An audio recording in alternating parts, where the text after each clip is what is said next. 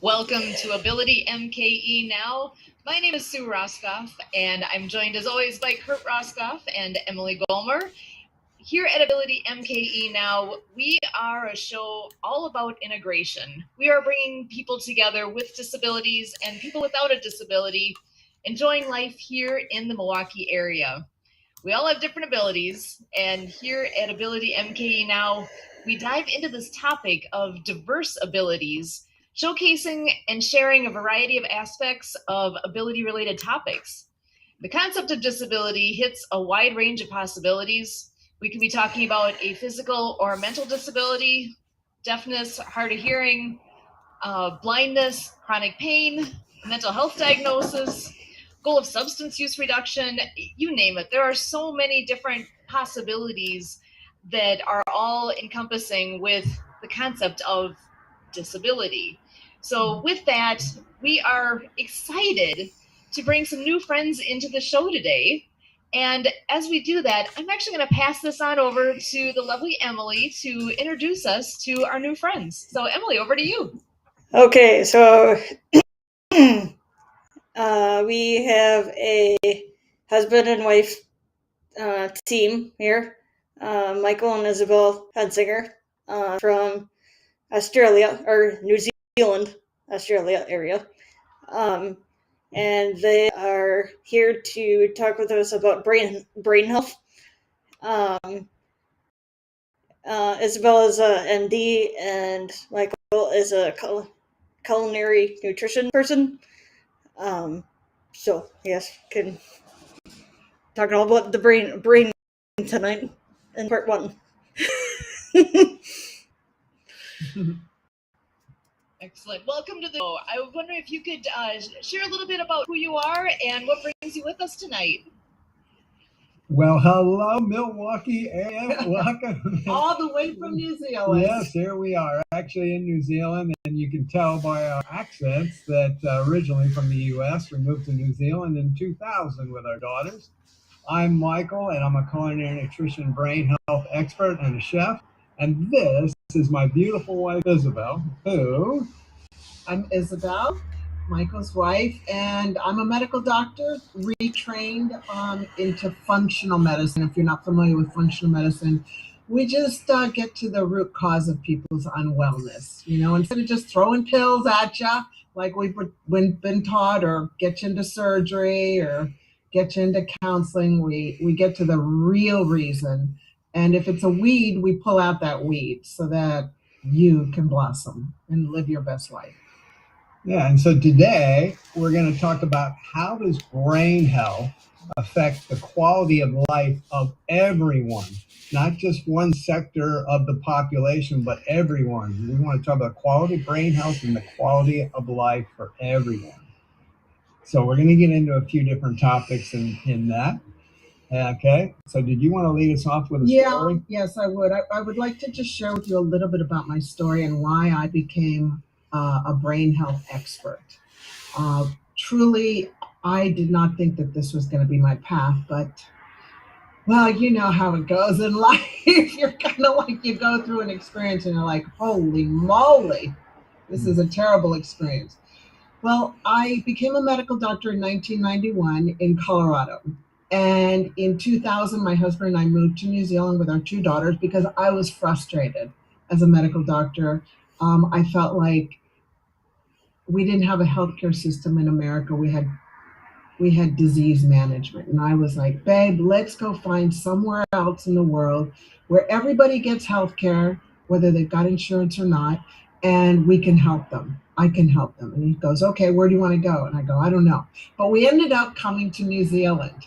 And so in 2000, we were here in 2000, but in 2013, I just was, again, a frustrated doctor because we don't have healthcare system. We don't have a healthcare system here in New Zealand either.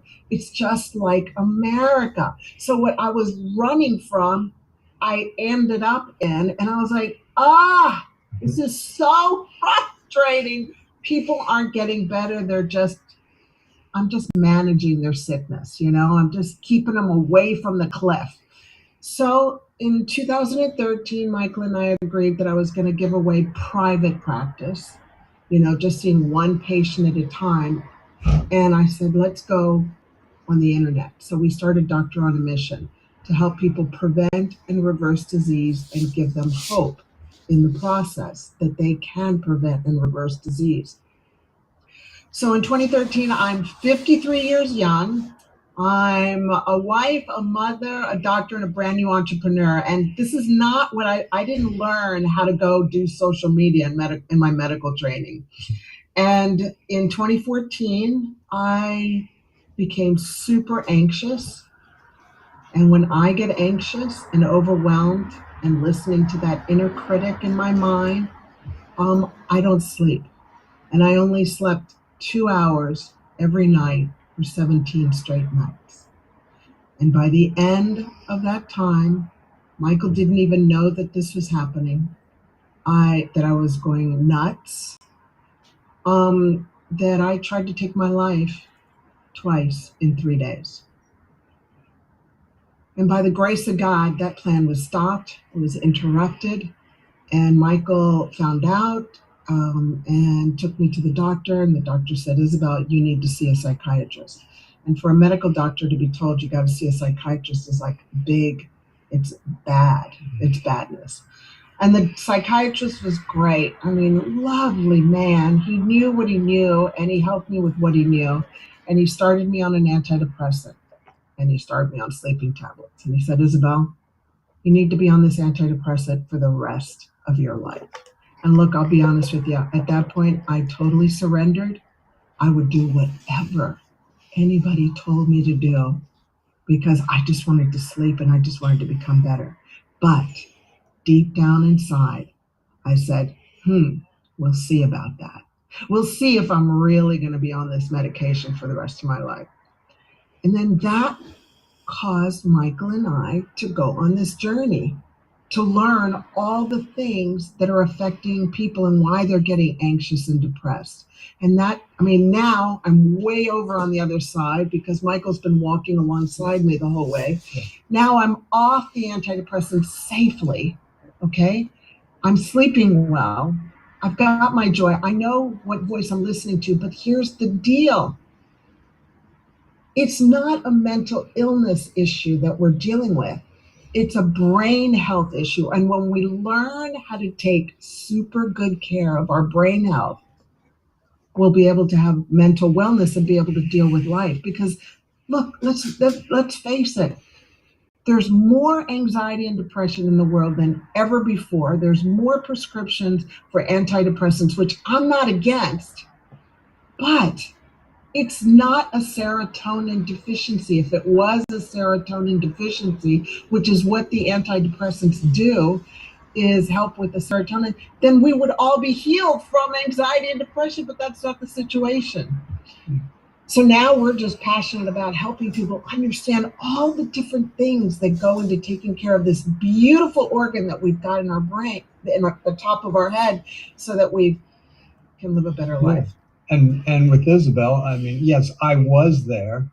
However, I was not aware. I would have been a regular person of society who I was there, but I didn't know what was going on. And I had no idea. And I can honestly say at the time, I said what most people say is, oh, come on, pick yourself up. Let's get over it, that type of thing. And that was all I knew. And so as Isabel's husband, I mean, we've been together 42 years now. So at this time it was, we were together 35, 36 years at the time, or 34, whatever the number is. I still had no idea what was going on. I just expected it to pick up. And what we were able to find through that mess is that it wasn't just one thing that affected Isabel. She was a woman in her 50s, menopausal. Things were going on there. And also through this process, we learned that Alzheimer's and dementia, 2/3 of the people that end up with that in their life are women. And we started looking, going, well, how does that happen? What's going on with women?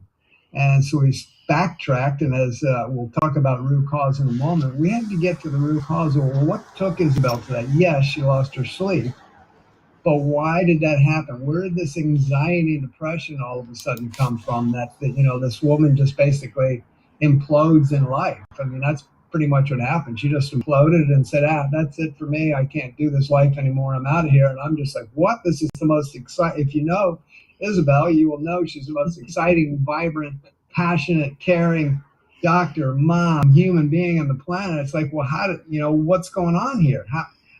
And so that's what led us down to the getting into brain health, because at the time I was a chef, but I didn't know anything about brain health. I didn't know anything about nutrition. I didn't know anything about how nutrition, food, what we drink, what we eat actually affects us from the neck up, not just from the neck down. It's all connected. And that's where the process really started. And so it was a massive mess. Yes, it was a got massive through mess. that, and but take that mess and, okay, what kind of a message can we get, and what can we learn, and how can we teach and use that to do some amazing, hopefully, greatness in the world, and help other people, serve others. So does that open up any questions for anybody? That's amazing. I love your story. For me on the show here, I know you've had the chance to meet Emily and Kurt before, but this is the first I've had the pleasure of having a conversation and understanding more of what your story is. And I am actually super excited to hear more about where this has all led you, because there's a lot of people that can relate to what you're talking about right now. And Okay. Yeah. I would love to hear more. Okay. Well, I want to give everybody a visual, because Isabel said, and I know we're on radio, but I'm going to paint the picture. So, because we all have an imagination, no matter what's going on in your life, you still get given imagination for your life. And so I'm going to paint a picture, and we're going to go back to one of the words that Isabel used, and I imagine most of us have heard this recently: root cause.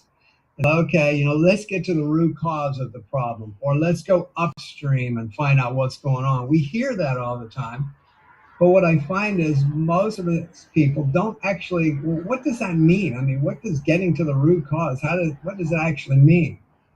So I want to help you with understanding what that means. We're going to paint a picture now. Imagine a lake. Imagine a beautiful, pristine lake. I'm sure we've all seen a lake somewhere. We've all maybe swam in a beautiful lake, or something that's nice and clean and pristine. So imagine that beautiful lake, and we'll call that lake our brain. So that's the brain lake. So imagine a brain lake. Now, a lake has all these tributaries. It's got little streams coming in. It might have underground springs. It might have rivers flowing into it, but it's usually got many tributaries that are flowing into that lake. Well, if that brain lake is toxic, and basically we can't swim in it because it's toxic, there's all these things going on, chemical imbalances, it could be hormone, it could be nutritional, it could be insulin resistance. There's so many things that can go on. It's not just one thing. There's many factors that, to get that lake cleaned up, yes, we can add a chemical to the lake to clean it up temporarily. Hint, hint. Hint, that's what happens usually, is let's add a chemical to the brain lake, to clean it up. But in the long term, that can do something temporarily, but eventually we're just going to have a chemicalized brain lake. It's still going to be toxic. It's just, it might feel kind of clean, but yet it's still toxic. So what we need to do is this term root cause, or upstream. We have to look at all the tributaries that are flowing into the brain lake, and look at everything from exercise to nutrition to hormones to sleep to stress, many factors. Isabel and I have identified, 14? Well, the research has identified 14. Yeah, the research has identified about 14 factors that could be. And so we've got to look at every tributary and see, well, which ones are dirty, which ones are toxic.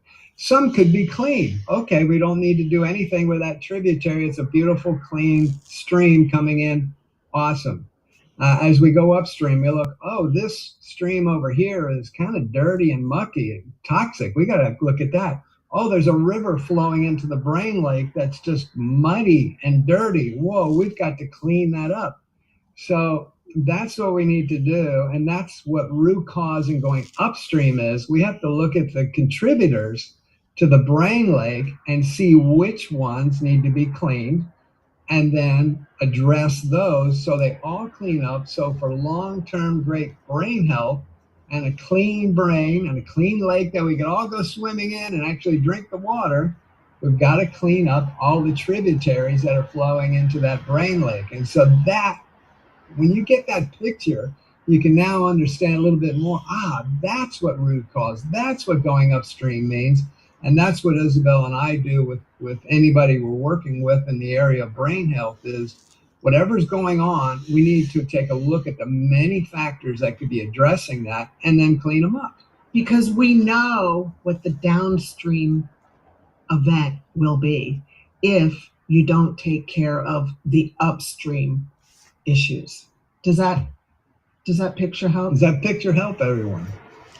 I love that, because I can totally imagine what you're all saying with that. And you're hitting a home spot on us here when you're talking lakes. I mean, we've got our whole water skiing love that we have here. So it's a perfect mental picture for me to follow that. Great. Yeah. And I'm just going to take a second to ask Kurt if he had anything he wanted to add in here in the midst of all this as well. Did you have some thoughts to share, Hen? Yes, absolutely. Sue, you and I, we were involved for 10 years in pre-hospital care, emergency medical services. And we were taught through our training how to use signs and symptoms. And, how signs can be on the side that we're talking about. We go in and do all of our interventions and get readings and get metrics and measurables and stuff like that. But the symptoms, include like the chief complaint and such like that. So as we're talking about, here at Ability MKE Now, how does brain health affect quality of life for everyone? I think this idea of symptoms come into it. So when you think about how you're talking about, upstream and all of this, put this into something, palpable for people. How can they get that reticular activation that, oh, this is what they're talking about, or, oh, I have this going on in this brain health thing. I need to, get in touch or do something because you're speaking to what's happening to me. So what are the symptoms that brain health is something that someone would want to take attention to because they're aware that their brain health has declined? How do we detect this for ourselves? Well, great question. You look at all of the tributaries that could be affecting your brain health, and I'll go ahead and name all 14, but I want people to know that not all 14 apply to every single brain. Do you see? Like it might be just 2 things that need to be repaired, or 5 things, or 7 things, but not all 14. So I don't want people to feel overwhelmed and they're sitting in front of a fire hydrant and they're just having to drink all this water, because that's not the goal. The goal is to plant seeds and help you understand the things that are affecting you. Okay. May I say something? Sure. Go for it. Into that.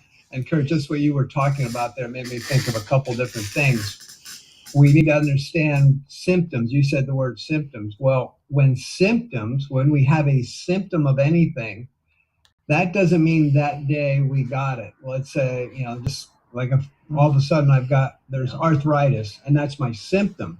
That doesn't mean that today started arthritis. That means somewhere back, and that's why we have to go upstream and get to the root cause. That means that somewhere in the last year, 5 years, 10 years, depending on our age, it could be the last 20 or 30 years, we have been developing that system, but now it's just come out.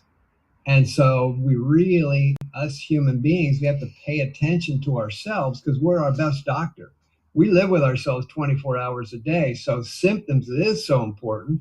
But when we see something happening, we've got to pay attention to it and get on it.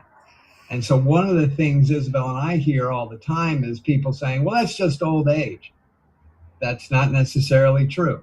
As far as brain, our brain should be functioning just as well at 95 years old as it is at 25. Our brain has elasticity. It can grow, it can shrink. Our brain should be just as strong when we're in our 90s as it is when we're in our 20s. And that's so very important to understand. It's not just an old age thing. It's something is going on. There's symptoms, and we need to address those symptoms. Yeah, good point. And so these are the areas that people need. Number one is nutrition. Food is medicine, or food is poison. And that's why Chef Michael is the health coach here at Dr. on Mission, because he's been trained in that. The next is sleep. Sleep is medicine, or sleep is poison. I was taught to live off 3 or 4 hours of sleep in my medical training. I mean, I was a champion if I did. The third one is stress. How much stress? I mean, there's a certain point that we can only handle, and then our cuppeth overfloweth, and we start showing signs of trying to escape stress. We start drinking, gambling, spending money. I mean, stress is good to a certain level. The fourth is hormones. Hormones are never checked. Thyroid, when we're checked, so hormones is another thing. But you see, we're going to be talking about all this in parts 2 and 3 too. Okay, I'm just giving the overview. The fifth one is adverse childhood experiences. Things that happen in our past affect our brain, and so if we've had trauma, that trauma will lead to pain, and that pain will lead us to escape. And there's all these different ways that we escape.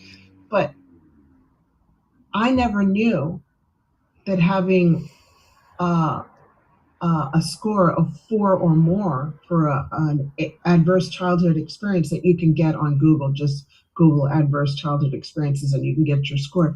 A score over 40 increases your risk of suicide 1,200 times. I never learned that, but I learned that on this journey. The sixth thing that can affect our brain health is toxins. We are constantly being exposed to toxins. So what kind of toxins am I talking about? Metals like mercury, lead, copper.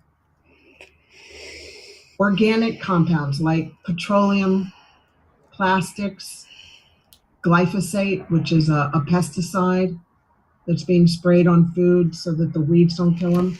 And then another toxin called biotoxins. And biotoxins are things like mold.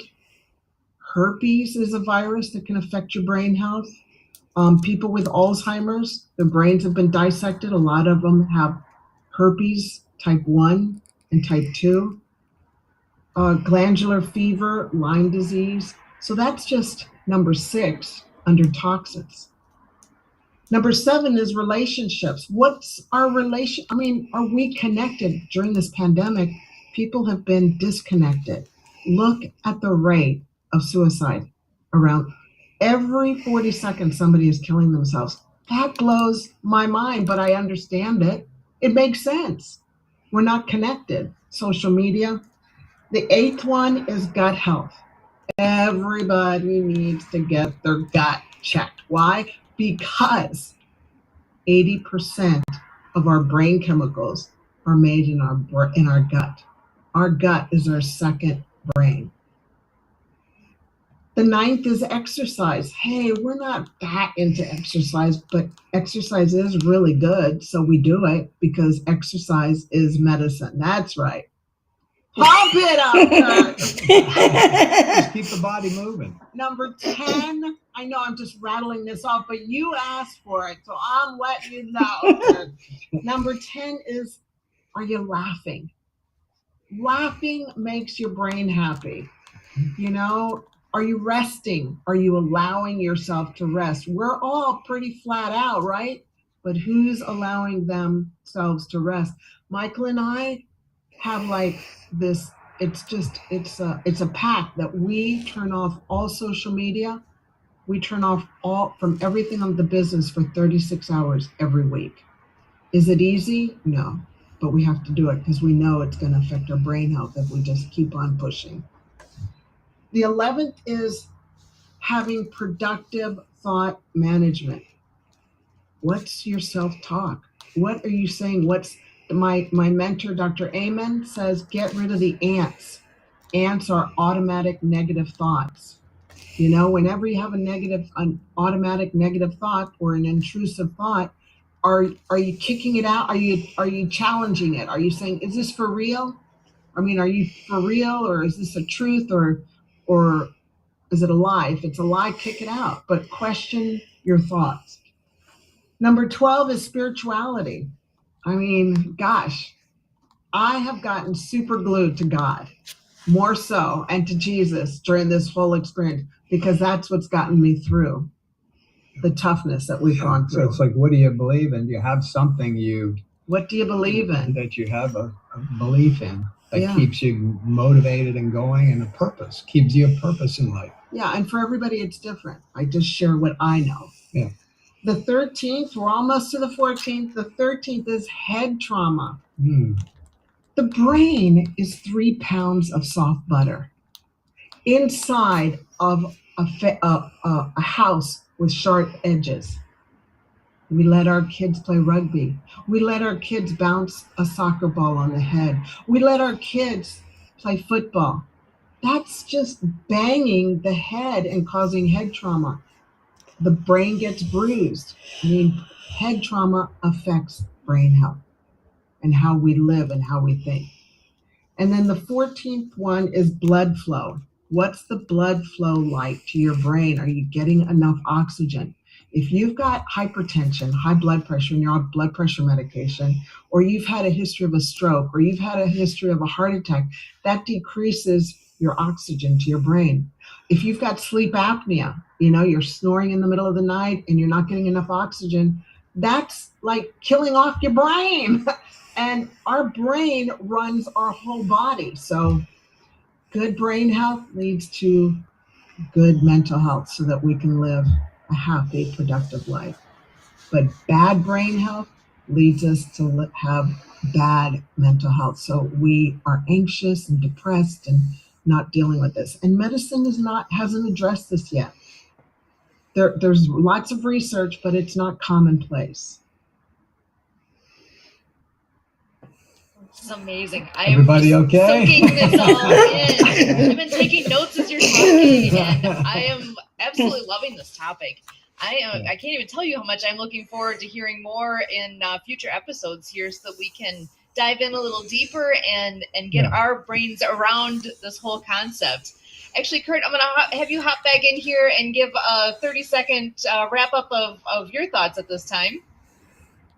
Well, I've been found to talk about in my adventures and helping people gauge how they're doing in what they're trying to share. I talk about brain real estate, and I think of a lot of puns like, you know, that's food for thought, or the idea of brain food. And when you say the word brain food, is it really the right food that is good and will yield good maintenance of our brains? So I am looking forward to the next, revisit of this topic. I'm glad that they're going to be able to come back, and so I just can't say enough for what we started here, and the best is yet to come. Back to you, Sue.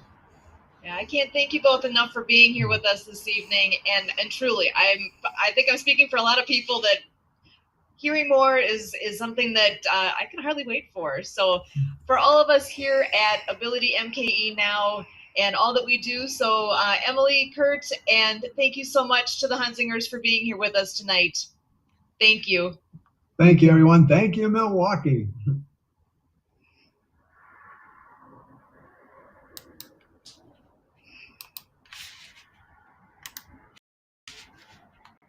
Recording stopped. Perfect. Okay, so all the recording's off, and we sent the radio into the waiting room, so they're totally off here too. Awesome. Oh, good. I absolutely love this. I can't thank you enough for being here. Well, thanks for having us. I mean, what we can do is just pick a few of the areas and dive deep into, maybe 2 or 3 at each. episode, and we don't need to cover them all, but No. there's main ones that really need to be talked about. And yeah, the way you can just take 10 minutes and some main ones and really get into them and say, okay, well, what can I do? You know, because that's the other thing now. People want to, well, what can I do? What am I supposed to do? And like I said, if you guys get questions going your way, just fire them at us and we can go after those ones. Excellent. And Oh, so when we depart from the Zoom, we're going to be able to have our Zoom recording. We're going to be able to provide that to you. If it's of no use, please let us know, and we won't bother with sending you the recording. Otherwise, you can have the recording to chop up and do whatever you want. Yeah, love to have Absolutely. it. Yeah,